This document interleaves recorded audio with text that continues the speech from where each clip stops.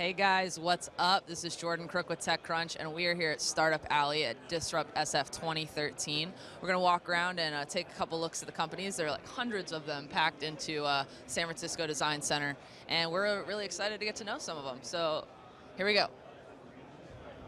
Do you have a moment to talk to me, Mario? Yes, I do. What's going on? What's your real name? My name is John Gonzalez.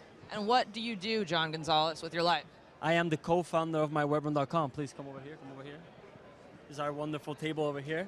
So my startup's called MyWebroom.com, and what we do is a visual network where we allow people to create a virtual room using their favorite products and brands, and then the room allows them to browse the internet and save their favorite content. So for example, right? So if you come in and you have your own, you create your own little room using your favorite products and brands. Let's say you wanted to access some online news. You click on your newspaper on your virtual room, and then there you have it. You have all your favorite news bookmarks saved in there. You can even browse from inside our interface, which allows people to, we save all your username, your passwords.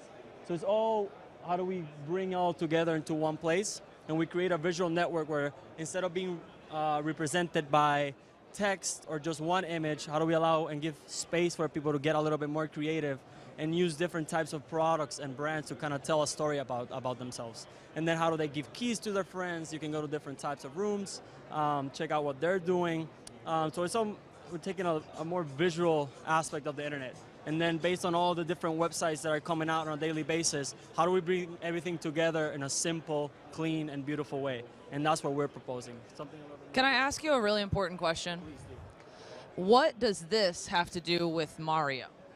So we're thinking is like, how can we kind of like call a little bit of the attention to our table? There's a bunch of startups. We want, obviously we want the votes. We want to pitch. So it's kind of like the whole Let Mario Pitch campaign. And I kind of had like a little mustache going on. So it's like, hey, you already have a mustache. Might as well get the Mario costume. Just go around and try to call the attention. And I guess it's working. So that's the idea. Well, good luck, man.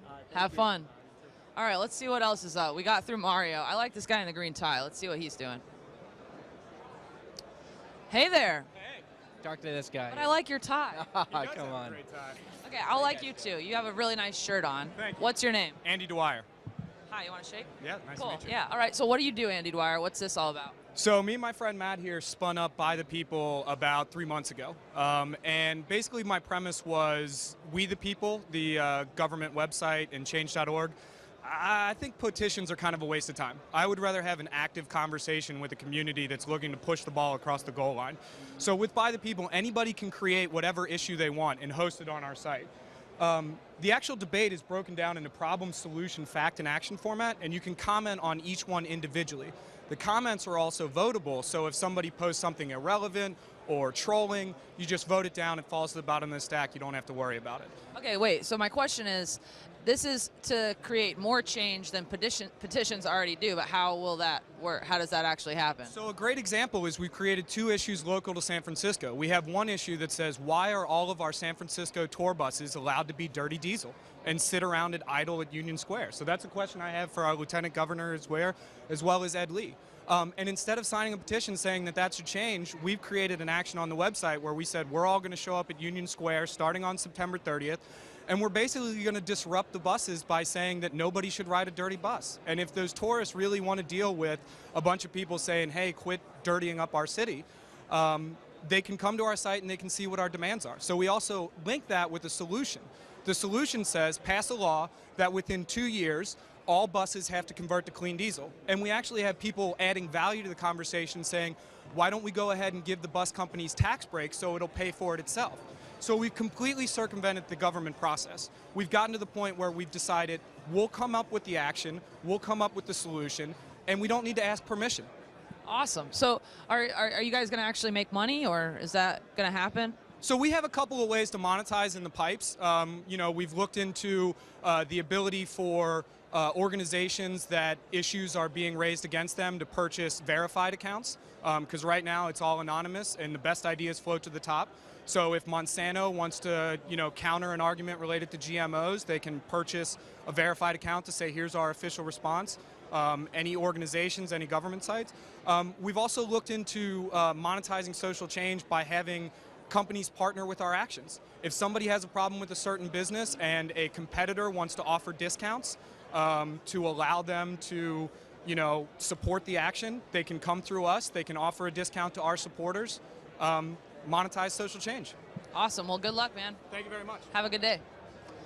Let's see where else we can go. Hoop-de-doop-de-doo. They have jars. I want to check this out. Hey, guys. Can I chat with you for a minute for TCTV? What's your name? I'm Jackson. Good to meet you. Jackson. My sister's name is Jackson. Jordan Cook, right? Yeah, Jordan Crook. That's me. Yeah. Cool. We can be friends now. Cool. Okay, so what is Vice Jar? I see you have lots of jars. Oh my God, you have cigarettes. I just quit. I hate you. Okay. Vice jar is your traditional swear jar. Every time you curse, you put money in the jar. And we thought, oh, this is a great concept. It's an old concept. People use it. Where's the app for this? So, and then why can't we use it for other things like running? It's like you set a goal, you want to run 10 miles, you run 8 miles, well, you put money in the jar. We have GPS, triathlon tracking tools, and we have stuff for smoking, and then you could also create your custom jars. A lot of people create junk food jars. A lot of people create shopping jars. Those two seem to be the most popular ones right now. So my question is, are there real jars or is it just an app? Like, do I get a jar if I sign up for the app, or is it just in the app? Well, you could win. I have these jars, so I'm just wondering, is this just for you guys? Well, you can actually win this jar. It's a silver. It's a handmade mirrored. It's pretty hard to. It's like a challenge. You have to hit like 26 goals. You have to go do an event. But we love the whole mason jar idea. Like, it's kind of trendy now. So the idea is just to keep you on track with your goals.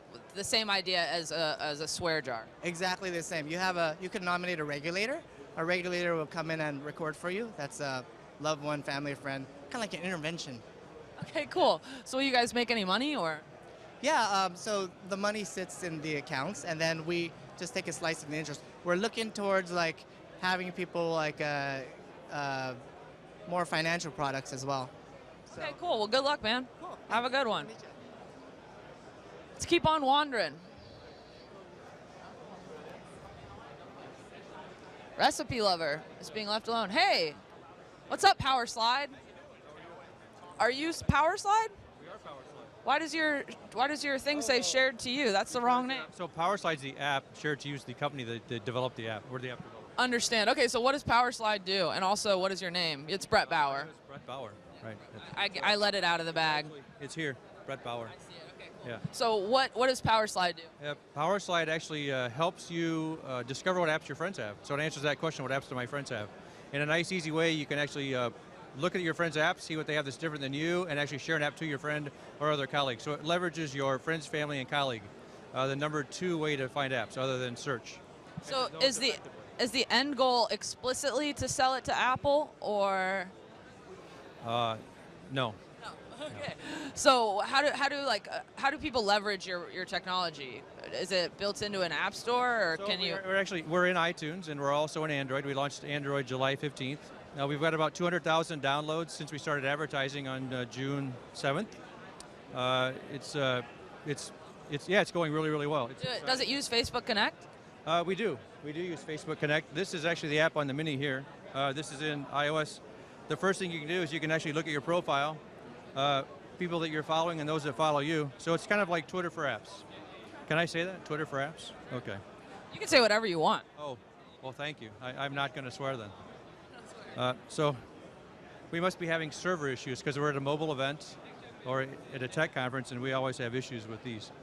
All right. Well, it looks like it looks pretty. I like it. Well, thank you. Well, good luck, what man. What you can do is you can see what apps your friends have. You can share them. You can pull from them. I can show you on my phone. It's actually pretty quick. Yeah. You're going to cut this later, right? Good. But no, I mean all the pause in the talking. Yeah, good. Okay. So I'll just show you quick. So I can look at my co-founder Ken. These are Ken's apps. These are the apps that are different from mine. And from here, I got a straight shot to the App Store. So that's one side. And so it'll pop up here in a second. Then I can just download the app. So it's a quick way to get to the App Store. On the other side is I can share apps with my friends. So I can pick any friend here. I'll pick this guy. Well, actually, it's a lady. I met her at a theater. I think it was the Iron Man opening. I like that little swipe up to send. My favorite apps. So when I click done, I come back here to the home screen. One more time. And now I can see the apps that I'm sharing. So I always know what my friends are doing. And from here, I can go back to the App Store. Very cool. Thank you. Well, good luck, man. Thank you Have a very good day, Brett. Let's go see what Crowdflix is up to. They have some cool stuff. Hey, Crowdflix. You guys want to talk to TechCrunch TV? Sure, how are you? I'm good. How are you? Good, thank you. What's your name? I'm Chris Hamer, the CEO and founder of Crowdflix. Okay, what is Crowdflix all about? Crowdflix is all about synchronized video, so synchronizing mobile smartphones at an event, birthday party, concert, anything like that. Multiple people are shooting, it synchronizes all the devices, the video, both on location and on time. So you said it's based on location, so would I be synchronizing video with strangers? You could be at a concert, yes. So then your video and strangers' video all comes up on the platform, so everybody can create better edits from the aggregate video. So we've historically seen that when anything is location based and you're sharing photos or videos, something that's very intimate, people are semi-scared about that. I mean, what kind of is your solution or your differentiator to fix that? Well, for the types of events that most people would be afraid of, let's say weddings or birthday parties, down the road we'll have private event, so you can invite people, or there'll be concentric circles of who can be in and not. On public events like concerts and soccer games, you almost have to share with everybody, more like in a Waze kind of way, where the more people that contribute, the better it is for the whole, and everybody benefits. Can people edit within the app? So you aggregate videos and you put it all together right there in the app? That's exactly right. So it uploads, it cuts it, the video. The app cuts all the video into synchronized 10-second pieces. So you're effectively creating edits out of 10-second segments. So subsequent 10, 10, 10, 10, 10, tap and play and save and share. Awesome. How are you guys going to make money? So our whole model fits right into the sponsored event model. So if Absolute sponsoring Dave Matthews at a concert, all those people filming right now, there's no connection between the brand, the venue, the act, and the fans filming. If we can get them, the brands, to promote the idea of using the app, everybody benefits, and it's in a branded way. So awesome. Very subtle but effective. All right, well, good luck. Everything looks good. Thanks. All right. Thanks. One more. We have time for one more app. You look like you want to chat. Hi there. How are you? You want to chat, right? Sure, definitely. I know your body. So, what is your name? My name is Ricardo Jimenez. And what is your app? I'm the co-founder at Mapage Studios, and we develop educational games, but we have a really social mission in our company. So basically what we do is that we use the game mechanics of the most popular games, like Angry Birds, for example, and we make education fun. So here you can see a game that teaches kids English vocabulary. Here kids can learn, for example, colors in English. I'm from Colombia, by the way. And basically what we do is that we have an intelligent algorithm that recognizes where the kids are having trouble. So it shows the words again and again until the kids actually learn it. And in our social mission, we really believe that education should be for everyone, not just for those who can afford it. That's why we created a business model that allows us to make donations. And right now we made a donation to more than 2 million kids who are using these games in Colombia. And we want to make more donations to international foundations like One Laptop Per Child and Pearson Foundation. So there are a lot of educational game platforms out there. It's a big space, very, very crowded. I mean, how do you kind of float yourself to the top and grab mind share? Well, that's a really truth about this industry. But basically what we want to do is to bring education to the world. We're not that worried about making games that are like super different from those ones from other startups, but we are really interested in our business model because we believe that we're not a social business, but we can actually, with a profit-based company, make a high impact in society. So what we want to do is to bring all the kids together and give them a wide variety of games that helps them to grow as integral human beings. So is there any concern over kind of ripping off games like Angry Birds? Yeah, no, not at all, because we have our own IP. What we use is the game mechanics, and the game mechanics are free. Okay, that's fair enough. Well, good luck, man. Okay, thank you very much. Take care.